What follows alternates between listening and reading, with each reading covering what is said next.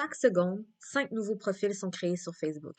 Aujourd'hui, il y a 2,91 milliards d'utilisateurs et chaque minute, 510 000 commentaires, 293 000 statuts et 136 000 photos sont publiées. C'est 28 276 milliards de dollars en revenus publicitaires pour la société Facebook. So, how do you sustain a business model in which users don't pay for your service? Senator, we run ads.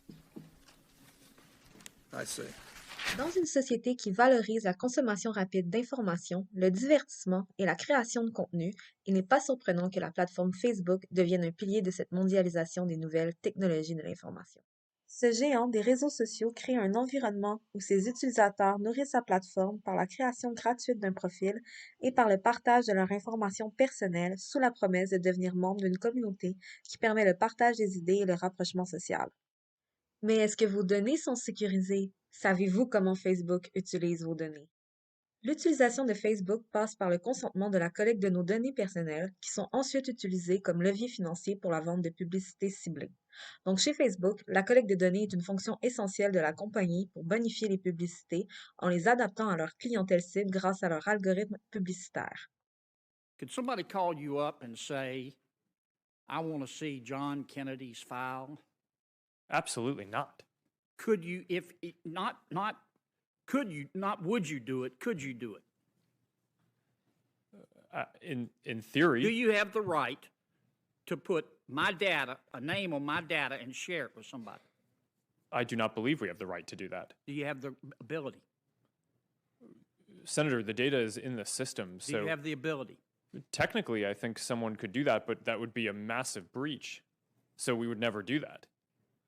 Depuis quelques années, la société Facebook a été frappée par plusieurs scandales entourant l'utilisation illégale des données personnelles des utilisateurs de la plateforme à des fins de marketing, que ce soit le scandale de Cambridge Analytica en 2018 ou récemment la fuite de documents et les accusations de la lanceuse d'alerte Frances Haugen, ancienne employée de Facebook. Mais qu'est-ce qui s'est-il passé exactement? Le tout commence en 2010 lorsque le Wall Street Journal découvre que Facebook partage des données privées des utilisateurs de la plateforme avec des agences de publicité sans le consentement de ceux-ci. À la suite de la découverte du journal, Facebook réplique en disant que nous trouvons que les informations partagées ne relèvent pas de la vie privée et peuvent difficilement être associées aux utilisateurs. Ces révélations n'ont que très peu de sens dans le monde journalistique et autres, puisque les données partagées sont le nom, l'âge et la ville de naissance des utilisateurs qui sont tous d'ordre très privé. 3 ans après, soit au mois de juin 2013, les données de 6 millions d'utilisateurs sont exposées à qui le veut bien.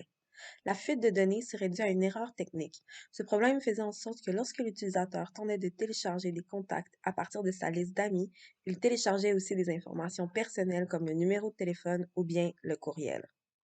En 2018, Facebook connaît son deuxième plus gros scandale. Au mois de mars, nous apprenons que le réseau social a exposé des données confidentielles sur plus de 87 millions d'utilisateurs à la société de conseil politique Cambridge Analytica. En effet, entre 2013 et 2015, Cambridge Analytica trouve une faille dans l'interface de Facebook et décide de l'utiliser afin de compiler des profils de plusieurs millions d'utilisateurs. Grâce à cette faille, la société de conseil politique accumule un nombre important d'informations au sujet des utilisateurs de Facebook à des fins de marketing. Lors de l'élection présidentielle américaine de 2016, cette compagnie s'associe à l'équipe de Donald Trump afin d'accumuler, sans leur consentement, l'information des utilisateurs pour créer des algorithmes dans l'objectif de prédire et influencer le choix des citoyens américains.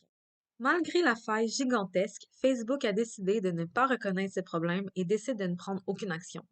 Il aura fallu attendre que ce scandale éclate et que les médias en parlent sans arrêt pour que les dirigeants de Facebook décident de s'en occuper.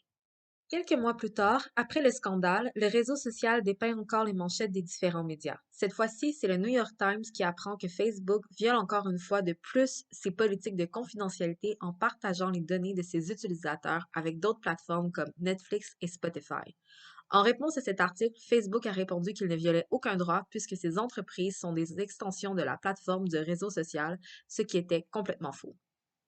Suite à ces multiples fuites de données, la Federal Trade Commission a décidé d'ouvrir une enquête sur Facebook en lien avec les fuites et le non-respect de la vie privée de ses utilisateurs.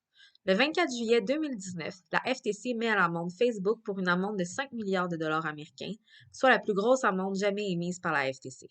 Aussi, la FTC mandate une restructuration de la compagnie au niveau des hauts gestionnaires ainsi que la création d'un comité indépendant se chargeant de la surveillance du droit de la vie privée. En juin 2020, des ingénieurs de Facebook découvrent qu'un problème donne accès à des informations privées. Plusieurs personnes mal intentionnées peuvent donc voler ces informations. Un mois plus tard, pour la première fois, Facebook répare ce problème rapidement et reconnaît son erreur sur la place publique. Toutefois, en avril 2021, le réseau social est frappé de plein fouet par le plus gros scandale jusqu'à ce jour. Les informations d'environ 533 millions d'utilisateurs se retrouvent sur un forum de hackers. Ces informations incluent entre autres le numéro de téléphone, la ville de résidence, la profession, nom de l'employeur, situation matrimoniale et le sexe. Une fois ce scandale révélé au grand jour, Facebook a tenté de banaliser cet événement. Un responsable de la compagnie soulignait que ça revient à la victime de changer son environnement, son adresse courriel et son numéro de téléphone. Les événements décrits précédemment nous obligent à questionner le rôle de Facebook et sa responsabilité sociale face à la sécurité et l'utilisation des données personnelles de ses utilisateurs. Pouvons-nous, en tant qu'utilisateurs de Facebook et citoyens du monde, consciemment laisser Facebook utiliser nos données personnelles à des fins de manipulation et d'exploitation de l'information? La présence des technologies d'information et de la communication sont relativement récentes dans nos vies. Rappelons-nous de l'ARPANET, le premier réseau d'ordinateurs décentralisé créé en 1969 aux États-Unis qui a cédé sa place à l'Internet en 1972.